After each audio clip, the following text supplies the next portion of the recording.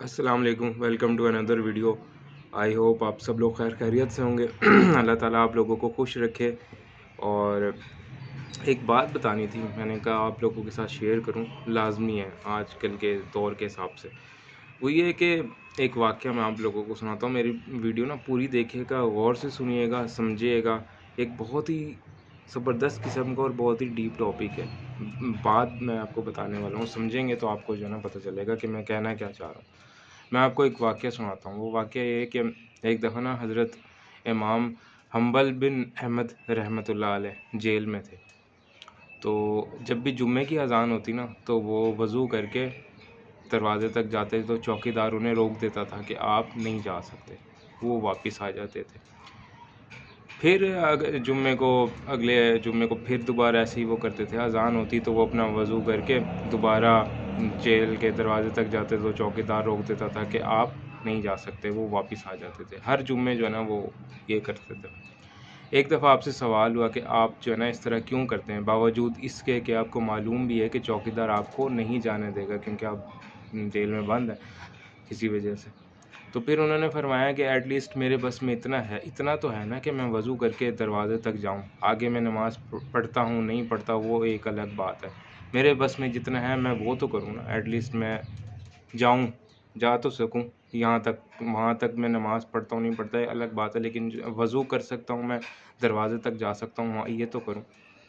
तो मेरी बात का मेन मकसद आपको बताने का ये है कि बायकॉट कुछ चीज़ों का बायकॉट लोग कर रहे हैं उनकी, तो ये अच्छी बात है आप करें। कुछ लोग कहते हैं कि ना इनसे क्या होगा, तो अब इतनी ज़रा सी चीज़ों से क्या होगा। इन ज़रा सी चीज़ों से बहुत कुछ होगा। एटलीस्ट ये है कि आप उस लिस्ट में तो शामिल हो जाएंगे ना कि आप लोग बायकॉट कर रहे थे, वहाँ जाके उनका मुकाबला नहीं कर सके तो एटलीस्ट उनकी चीज़ों का बायकॉट कर रहे थे। इस तरह तो आप उनसे मतलब मुखालफत कर रहे थे, रेजिस्टेंस क्रिएट कर रहे थे अपनी।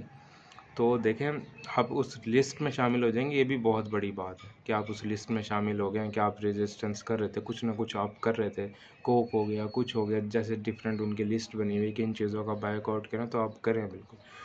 बेशक थोड़ा ही सही, लेकिन आप मतलब उस ज़ुमरे में तो शुमार होंगे ना कि आप रेजिस्टेंस कर रहे थे, कुछ ना कुछ कर रहे थे। तो मेरा आपको इमाम साहब की बात वो वाक़या सुनाने का मकसद ये था कि वो मतलब उन्हें पता था कि मैं नहीं जा सकता वहाँ पे, लेकिन जितना मैं कर सकता हूँ वो तो करूँ। वज़ू करके मैं एटलीस्ट दरवाज़े तक तो जा सकता हूँ ना। वो आगे मुझे जाने दे ना दे ये एक अलग बात है, लेकिन मेरे उस नेकी में ये लिखा जाएगा कि मैं जो है ना वज़ू करके दरवाज़े तक जाता था। तो आप लोग भी बायकॉट कर सकते थे तो बायकॉट करें आप, ठीक है। एटलीस्ट इतना तो कर सकते हैं ना, ये करें आप। तो ये भी आपका इंशाल्लाह नेकी वाले उसमें लिखा जाएगा कि आपने ये किया था, वहाँ जा नहीं सके तो आप, ठीक है। वीडियो को देखते रहें और मुझे कमेंट में बताइएगा कि आप लोगों को मेरी बात कैसी लगी कैसी नहीं लगी। और इस चैनल को सब्सक्राइब भी कर लीजिए। मिलेंगे नेक्स्ट वीडियो में नेक्स्ट टॉपिक के साथ। तब तक के लिए मुझे दीजिए इजाज़त। अपनी दुआ में मुझे याद रखा करें और उनके लिए भी दुआ करें कि अल्लाह सब मामला ठीक करे, मुसलमानों पे अपना रहम करे, फ़ज़ल करे, करम करे। मिलेंगे नेक्स्ट वीडियो में। अल्लाह हाफ़िज़।